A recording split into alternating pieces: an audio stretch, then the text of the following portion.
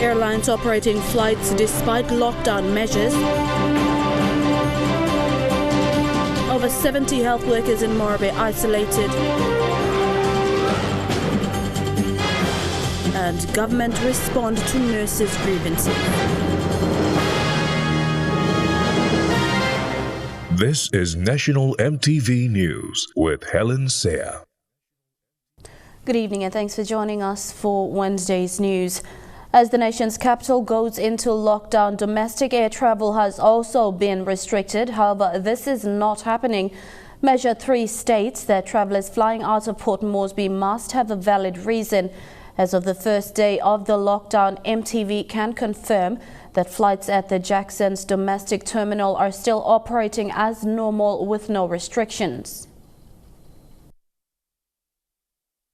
On Monday, Prime Minister James Morobe announcing restrictions on domestic air travel when announcing the first COVID-19 death. Looking at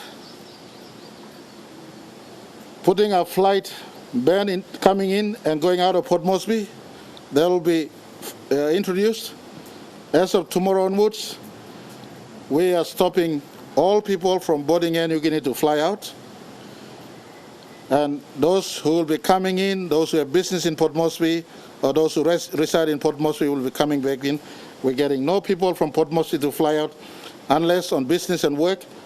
Controller will issue those clearance and people can fly out of Port Moresby. But PX and Airlines PNG will not be uplifting people out of Port Moresby for the next 14 days. Domestic travel under Measure 3 stating only students or persons returning to a place of origin, essential services, essential business travel, medical assistance, emergency transport, including repatriation of a deceased body would be allowed to travel outside of Port Moresby. Measure 2 deals with international travel. The only major change to this measure is that all international passengers will now only fly into PNG from either Cairns or Brisbane in Australia. Measure 3 deals with domestic travel and requires that all flights are required to follow certain requirements as outlined in the particular measure. But EMTV News can confirm that flights have continued as normal, even after Lay recorded a positive case imported from Port Moresby. EMTV News has contacted the Controller's Office and the Prime Minister's Office and is awaiting a response. Adelaide Sirax-Kari, National EMTV News. Meanwhile, airline company PNG Air released a statement late this afternoon advising their customers that PNG Air will be operating business as usual during and after the 14-day lockdown in Port Moresby, which came into effect today. However, PNG Air will continue to enforce strict measures in accordance with the National Pandemic Act in line with travel restrictions. This includes the wearing of face masks, completion of individual travel forms and social distancing measures. More than 70 health workers in Morobe have been isolated after coming into contact with the National Department of Health worker who tested positive on Monday. The man was a facilitator at a workshop. He became ill after arriving on Sunday. Doctors said his symptoms are mild and he's recovering. Meanwhile, a quarantine facility outside of Lay is being prepared to take some of the workers. Angao Chief Executive Dr. Kipas Benga has just given an update on the status of the patient. He's a 37-year-old National Department of Health worker who came here for a workshop. He tested positive on Monday and has since been put into isolation. Doctors have put him on a course of antibiotics to treat the COVID-19 symptoms. The 74 health workers who were at the workshop have been put into isolation. All the workers have not shown any symptoms of COVID-19 and doctors are saying the risk of transmission is minimal, but they will still undergo testing over the next 3 days. The participants are health frontline workers who have been in the workshop. So the least we can do is get them all cleared out. The Provincial Health Authority has requested Air Niugini for the list of passengers so that they can be tracked and tested. We also take note of the passengers on PX 106, and if you are one of them and you are watching this currently, we ask that you call the national toll-free number for COVID-19 and make yourself known so that information can be given to us. And while there are concerns that hotel workers may have come into contact with the patient, doctors at Angao say the risk is minimal and they've extended the message of personal hygiene, saying it's not a community transmission and people shouldn't panic.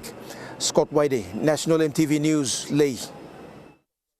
Port Moresby General Hospital's call for donations of various items has attracted criticism from the public, citing a failure by the government to fund the hospital. Chief Executive Officer of PMGH, Dr. Paki Molumi, however, corrected the misconception and said the call for donations was made to help NCD Health Authority set up another isolation facility at the Tarama Aquatic Centre, similar to the one at Rita Flynn, given the increase in the number of COVID-19 cases in the city. He also revealed that they will set up another isolation facility at PMGH to cater for patients who come in for treatment but display symptoms of COVID-19. Dr. Molumi says with the increase in the number of COVID-19 cases in Port Moresby, the 76-bed facility at Rita Flynn is sure to be full, and the National Capital District Provincial Health Authority is looking at turning the Tarama Aquatic Centre into an isolation facility similar to the one at Rita Flynn. And from past experience, PMGH has helped set up the Rita Flynn facility with assistance from its friends, and they hope to pull together some resources again through this appeal to set up the Tarama facility. PMGH must be left alone to continue the normal service. So we are doing this call to assist us, or PMGH, as well as NCDPHA. We are helping them to set up those facilities so that they take the load of us. Yes, so we continue to provide the normal services. Apart from beds, beddings and PPEs, the appeal also calls for donation of items like fridges, cooking utensils, food, among others. We are supplying the food. PMGH cooks the food for the patients at the Rita Flynn. For the staff, we provide the food. While responding to concerns being raised about COVID-19 patients being kept at PMGH, Dr. Molumi says the hospital will also turn one of its wards into an isolation facility. This will help house patients suspected of having COVID-19 while tests are being conducted to confirm their status. We see that there will be an increase in the number of cases coming in with serious symptoms, flu-like.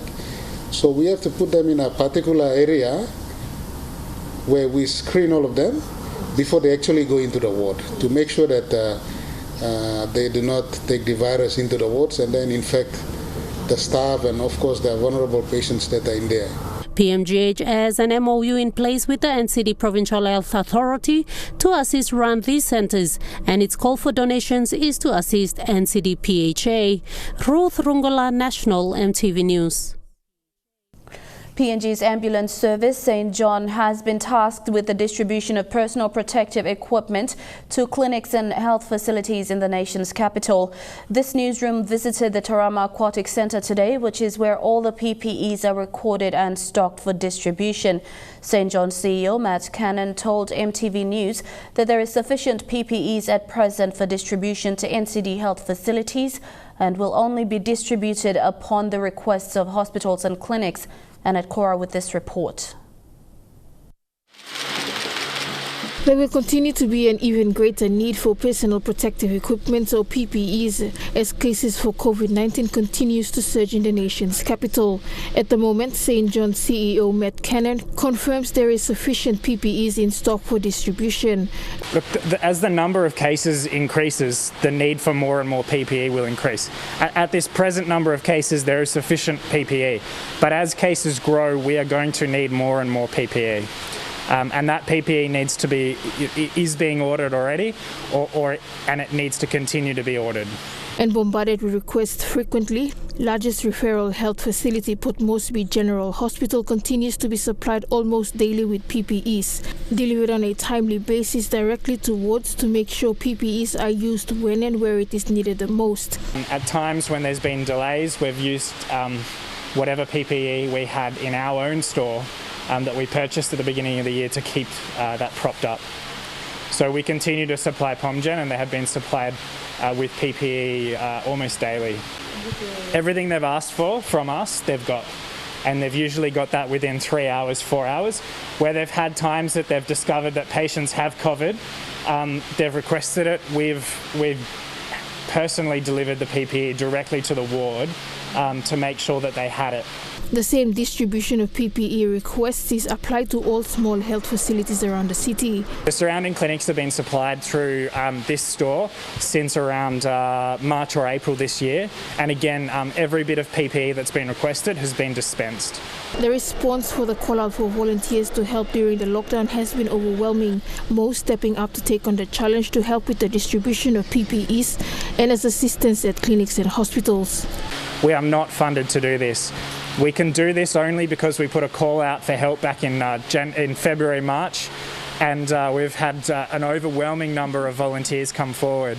And some of the people here have been volunteering with us since the beginning of the year, and that's just an outstanding contribution. Annette Cora, National EMTV News. The Department of Personnel Management today met with the PNG Nurses Association executives to further discuss the Nurses Awards. This comes after nurses nationwide made a stand to withdraw labour on the 1st of August if their claims were not looked at. Association National President Frederick Kebai says the protest will not happen as DPM has given them a response. The PNG Nurses Association, after flexing their industrial muscles over their award claims, has received a response from the Department of Personnel Management. Association National President Frederick Kebai says this morning they met with the DPM Secretary, including the Deputy Secretary and Executive Manager for Industrial Relations, for 2 hours with positive outcomes. We PNGNA have matured over years that we don't like to resort to industrial actions, unnecessary industrial actions, but it is the failure from respective departments in their inaction in coming forward. We are using our industrial muscles to call upon them, and that's what we have exactly do, and that's where they have come good to us. Due to DPM's lack of response to their submission of Nurses Awards, even though it had been submitted on time, they sent out a nationwide stop work notice. However, with DPM reaching out to them, there will be no protest. We will not deviate away from our initial submission to the DPM and the Department of Health. As our word, we just retain and we improve on all the clauses within this 2019-2021 award. They will be meeting again this Friday with other stakeholders, including the Health and Treasury departments. We go close by close, agree to our submission, and our stand is very clear. By Friday, we should agree to most of the clauses, and following week, we should sign the MOA before I will let my executives to go back to their respective health facilities and respective provinces. Lilian Sopera Kenea, National EMTV News. You're watching National EMTV News. We'll be back with more after these messages. Stay with us.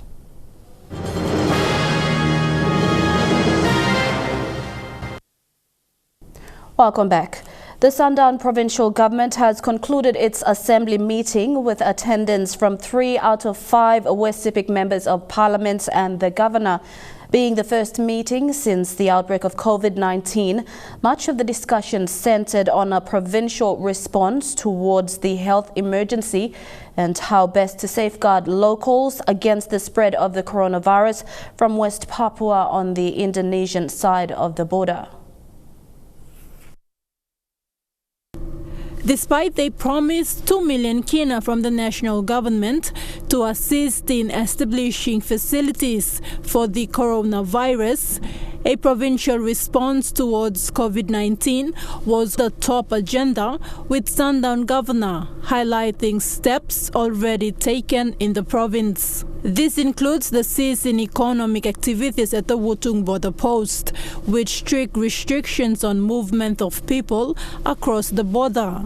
A company from the PNGDF 2nd Royal Pacific Islands Regiment, based in Wewak, have been conducting military surveillance to ensure the measures put in place by the provincial and national government is enforced along the border. Since the first COVID-19 case was reported in Lae in March, a section of the Vanimo General Hospital was set up to treat patients with flu-like symptoms. While there are no reports of a COVID-19 presence in the border provinces yet, Vanimo Green MP Beldanama says the provincial approach should be to conduct antibody tests with assistance from medical doctors based in Port Moresby. Governor, me lagi mixing approach we online lo ECP working.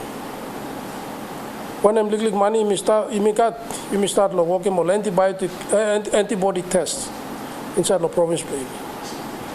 Put him in provincial team together, provincial health officers, because him engage him some doctors lo Moresby lo Port Moresby Medical Association.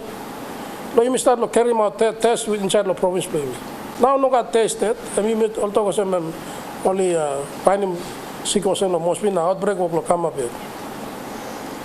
So, me like him some the province. He must proactive. He me working good he come. But now me tino some. You need to ask him Port Moresby Medical Association. Salim some good doctors come or physicians. You start lo Salim or doctor go lo bush place. Only no got exposed lo town. And then working test inside the town here too.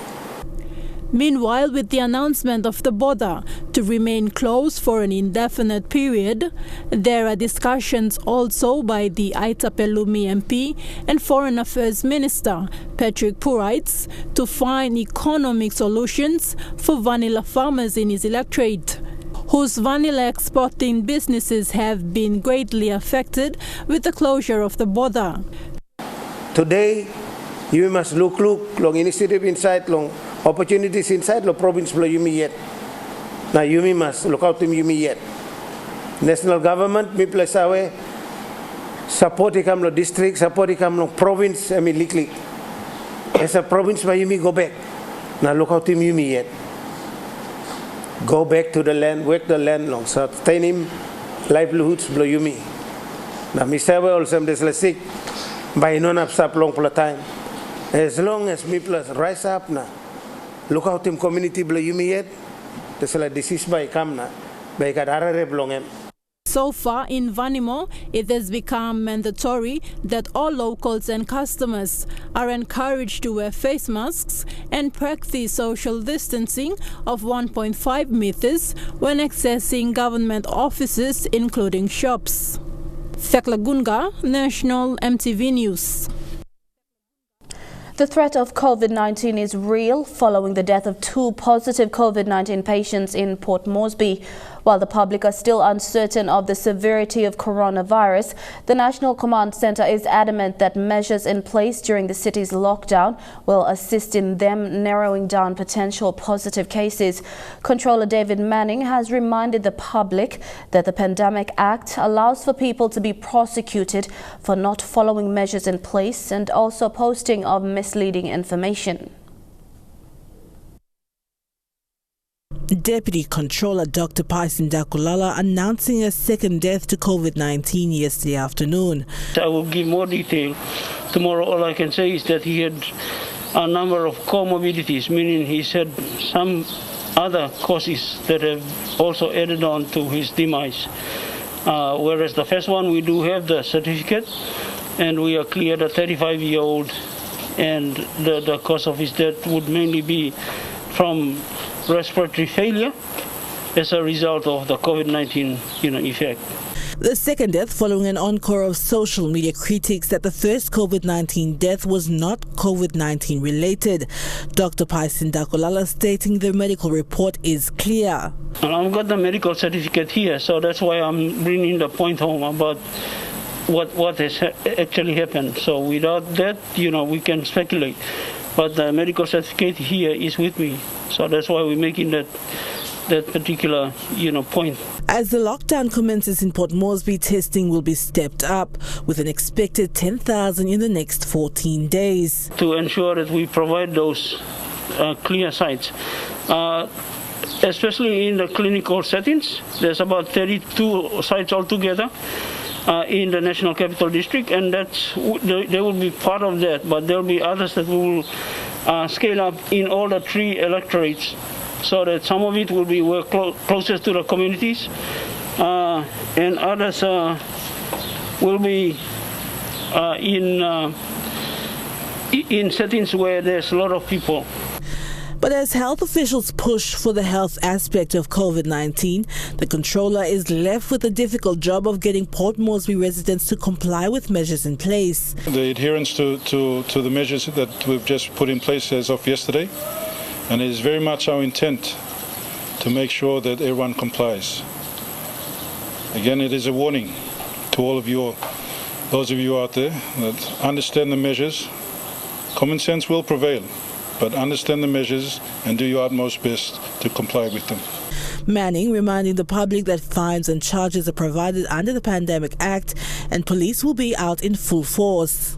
Comply with directions, whether it be by measures or directions or even anyone acting under the Pandemic Act, it is an offence. Let me remind the city and the country again. For individuals, it is a 50,000 kina fine or 5 years imprisonment or both.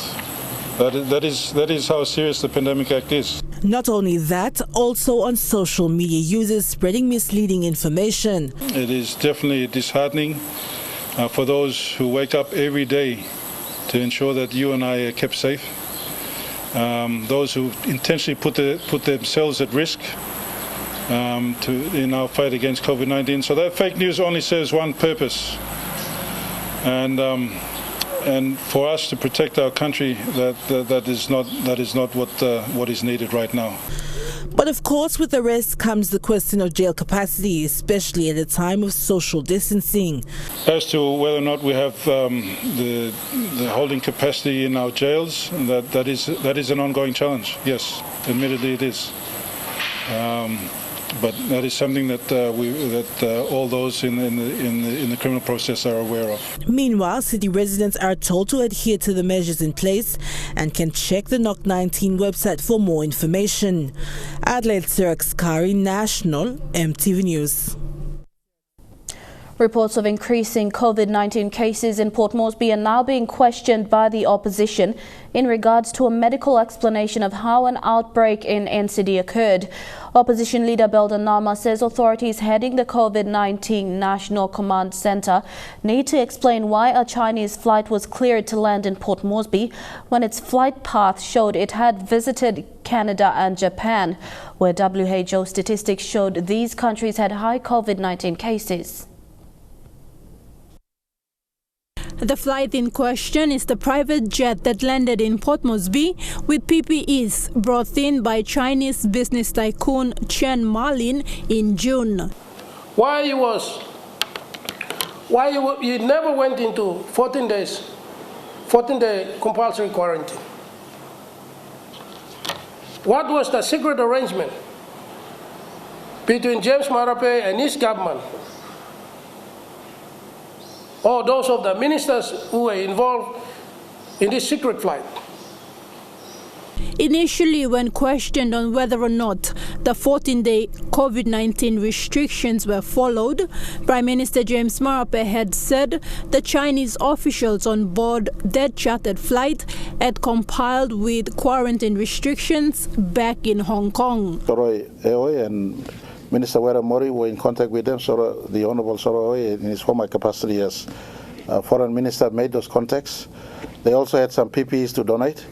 They came in their own private jet. Clearance was sought. Clearance was given by the controller, deputy controller. They came in.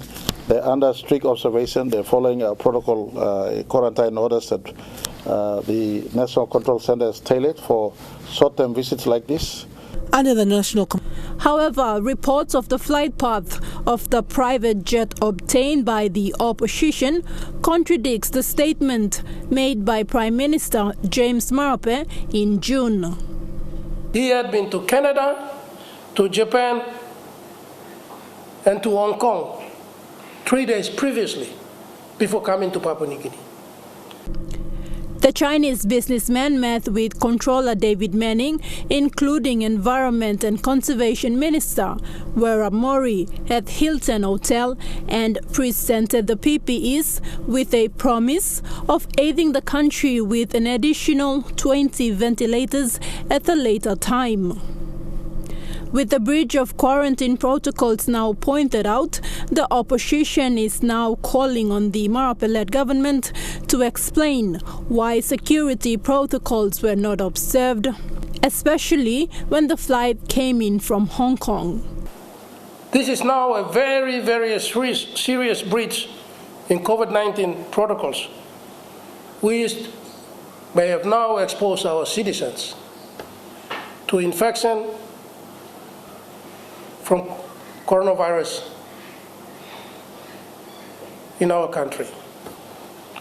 I do not like to link it, but it is everyone's guess that if those PPEs were delivered, then they may have been contaminated. Meanwhile, MTV News has contacted the Office of the Prime Minister, including the COVID-19 administration team, for a statement on this. In response to this. Thekla Gunga, National MTV News. And now looking at the NASFund market report, the kina closed unchanged at $0.288 in the interbank market. At Bank South Pacific, your kina is buying $0.2805 $0.3878 Australian dollars, $0.2312 euro, and 28.81 Japanese yen.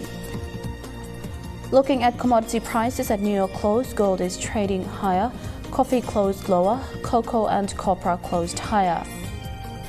Crude oil is trading lower, palm oil closed lower, and copper closed higher. And on the stock market, the Dow Jones closed at 205.49 points lower. The ASX 200 is trading at 14.152 points lower, and the All Ordinaries is trading at 18.803 points lower. And National MTV News continues with more local stories after these messages. Stay with us.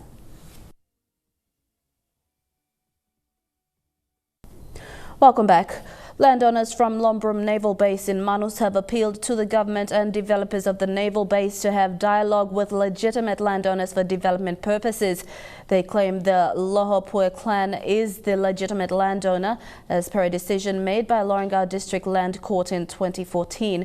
They are calling on rival clans in the area to respect the court's decision.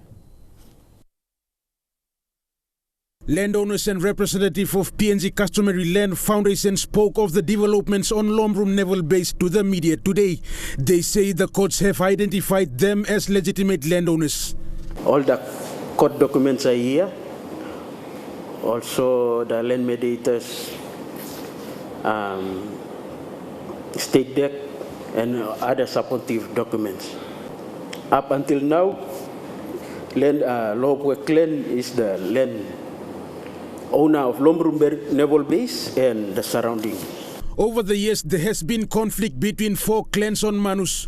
Through a mediation process at Lorengau District Land Court in 2014, a decision was made recognizing Lohopue clan. Following the decision, a landowner association was formed and registered under the customary land law and IPA.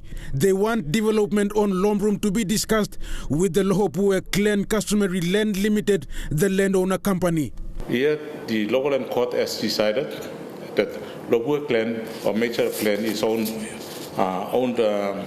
Lombrum naval bases in Manus. So, due to the exclusion of these orders, it is a landowner, rightful landowner, and Papua New Guinea government must deal with Lohopue clan only. According to PNG Customary Land Law Foundation Director Dr. One Ragiai, there are still conflicts between other landowner associations at Lombrum. They must understand that once the Lohopue clan is taking the leadership, they are also Papua New Guineans, and we are not there to sort of discriminate or make it difficult. We are making a way forward where there is legitimacy and also ownership to that particular land. So I believe that right people must be involved in the first place so that those problems can be ironed out. He further stressed on the importance of customary land laws and how people should register their land. He says customary land must be registered under the customary land law to ensure title holders fully benefit from their land. They must understand that once the Lopue clan is taking the leadership, they are also Papua New Guineans, and we are not there to sort of discriminate or make it difficult. We are making a way forward where there is legitimacy and also ownership to that particular land. So I believe that right people must be involved in the first place so that those problems can be ironed out. Rayon Lakingu National, MTV News. Gabsong-Keg clans in Morobe's Huon Gulf district say they want equal business participation in the upcoming Nadzab Airport redevelopment, but have not been given the opportunity. Gabsong-Keg Land Chairman Philip Elijah said the redevelopment is a major project and landowners will not be spectators in this major development. While the locals say they support the project, they want to be included and want favorable responses from the authorities. These villages represent the 9 clans of Gabsong-Keg village in Wampar, Huon Gulf district. As traditional landowners, they've been hoping for the opportunity to participate as contractors and workers in the Nadzab Airport redevelopment project. Gabsong-Keg Lands Association Chairman Philip Elijah says, however, that this has not happened. Nadzab Airport, airport, time coming up now, government like redevelopment. All Papa ground is up. Me play no kisim 1+3 plus talk also. Earlier this year, the association wrote a petition addressed to the Minister for Civil Aviation, demanding a fair opportunity in the project. They expressed disappointment that no landowner companies were being engaged. The chairman of the 9 clans, Joby Ferreira, said they're still waiting for a response. People are frustrated because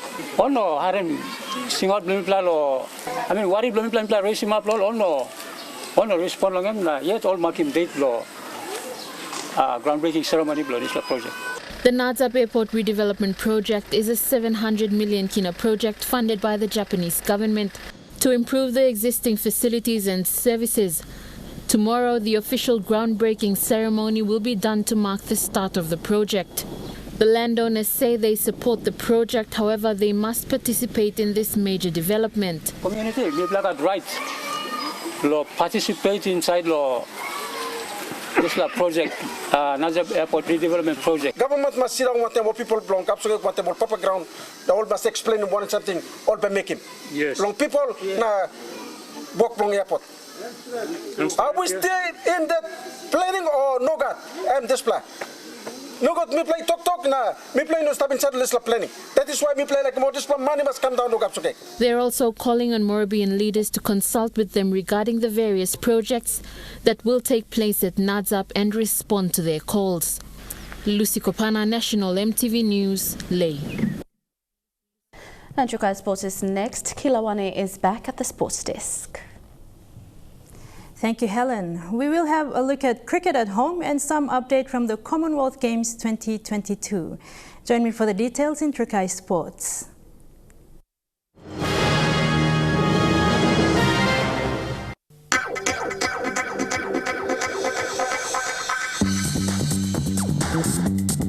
Trukai Sports.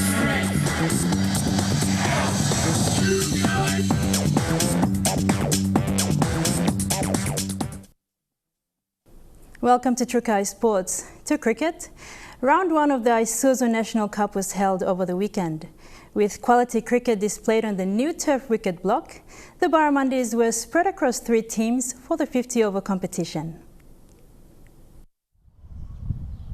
The first round of the Isuzu National Cup was completed at the Amini Cricket Grounds over the weekend. Playing on a new turf wicket block, the 3 teams played quality cricket, finishing the weekend with 1 win and 1 loss each in a very hard-fought competition. In Friday's games, Isuzu Black started with a win over the Isuzu Reds. Standing out was Asad Vala for the Blacks with 77 runs, backed with 3 for 21 with the ball. CJ Amini stood out for the Reds with 62 runs and Hiri Hiri's bowling attacks with 3 for 42.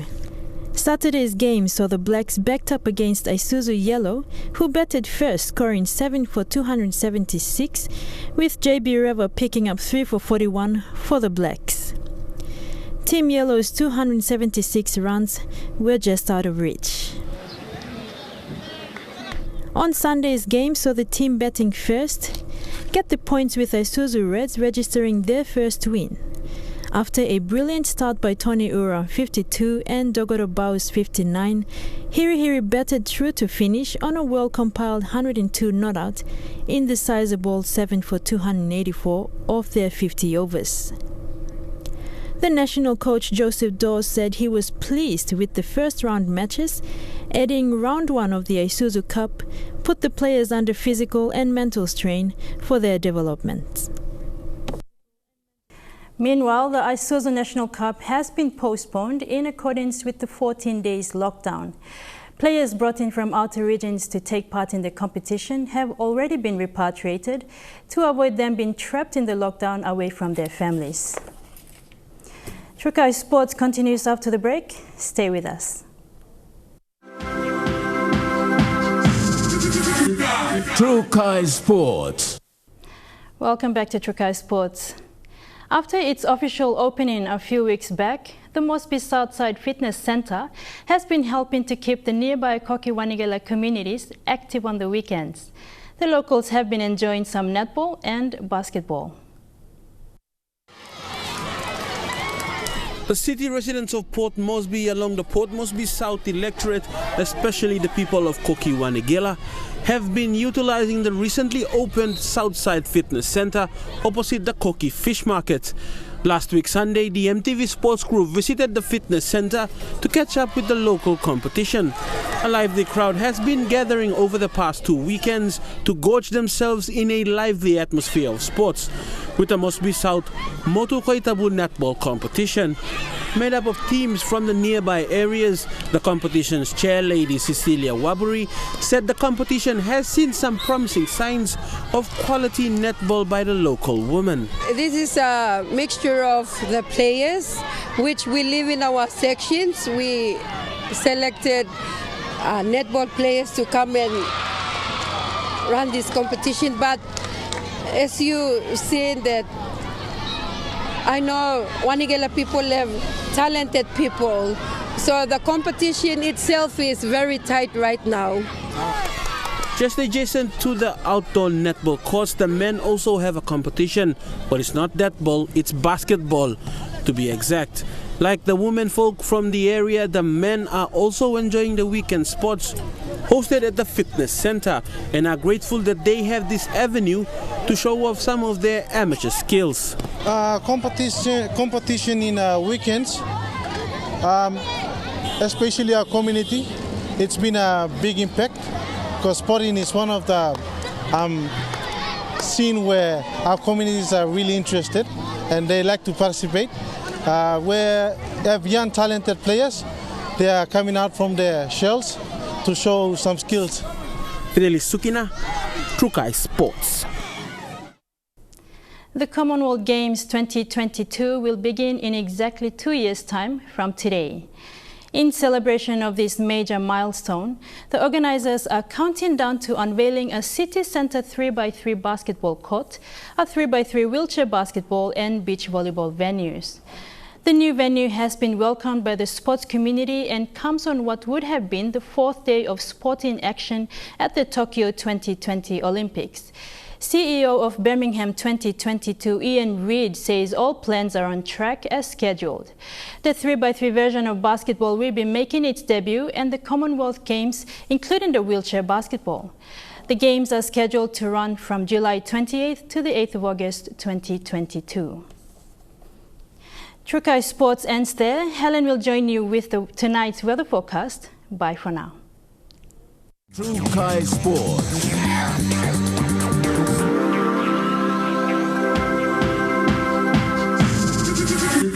Trukai Sports.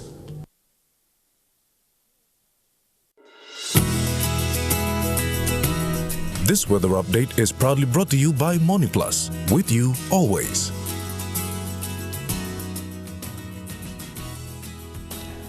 A look at the weather forecast for tonight and tomorrow in the southern region. Cloudy with occasional rain showers and drizzles in Port Moresby and Daru. Cloudy with rain showers and drizzles in Kerma. Cloudy periods with a chance of rain drizzles in Alotau, and cloudy periods with occasional rain showers and drizzles in Popondita. In the Mamasa region, partly cloudy with chance of rain showers tonight in Lae. Mostly fine, then likely chance of morning rain drizzles in Medang and Wewak, and mostly fine weather in Vanimo. In the New Guinea Islands region, mostly fine weather in Lorengau. Cloudy, though mostly fine in Kavieng. Mostly fine, then likely chance of rain drizzle tonight in Kokopo and Rabaul. Cloudy with likely chance of rain showers this evening in Kimbe, and partly cloudy with a chance of evening showers in Buka. And in the Highlands region, cloudy with likely rain showers this evening, then morning fog in Mount Hagen.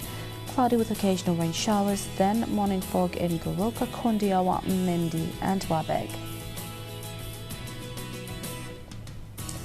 There is a renewed strong wind warning for all coastal waters of southern PNG Indonesian border through the Torres Strait to Daru, through Gulf of Papua to Hood Point to Samari Island, including all Milne Bay Islands and the Coral Sea. Strong southeast winds of 25 to 30 knots are expected to continue for the next 24 hours, causing rough seas. All small crafts and boats are advised to take necessary precautions before going out to sea. Forecast for small crafts within the coastal waters of Papua New Guinea for the next 24 hours. Waters of southern PNG Indonesian border through Torres Strait to Daru, through the Gulf of Papua to Hood Point and to Samari Island. Seas of 2 to 3 meters. Waters of Kerama to Yule Island to Port Moresby. Seas of 1.5 to 2 meters. Waters of Samari Island to eastern and western Milne Bay Islands. Seas of 1 to 2 meters. Waters of East Cape to Cape Bogolf to Finch Hafen, and with waters of Long Island to Karkar Island to Wewak to Aitape to the northern PNG Indonesian border, including waters of Manus and its western group of islands, and with waters of New Ireland, East and West New Britain and Bougainville waters, seas of 0.5 to 1.3 meters. Waters of Finchhafen through Vitiaz and Dampier Straits to Sia Sea and Long Island, seas of 0.5 to 1.5 meters.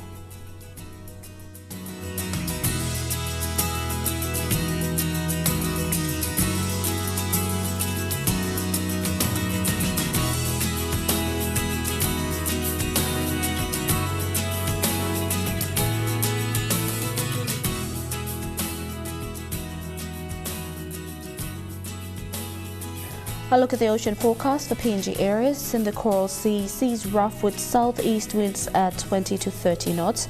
In the Solomon Sea, seas slight to moderate with patches rough with southeast winds at 10 to 20 knots, increasing to 25 knots.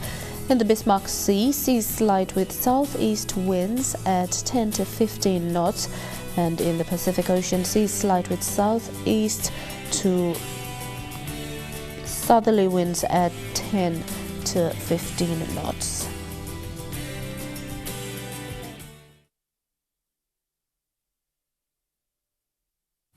The weather update was proudly brought to you by Money Plus, with you always. And that's the way it is this Wednesday, 29th of July 2020. From all of us here at MTV, pleasant viewing. Good night.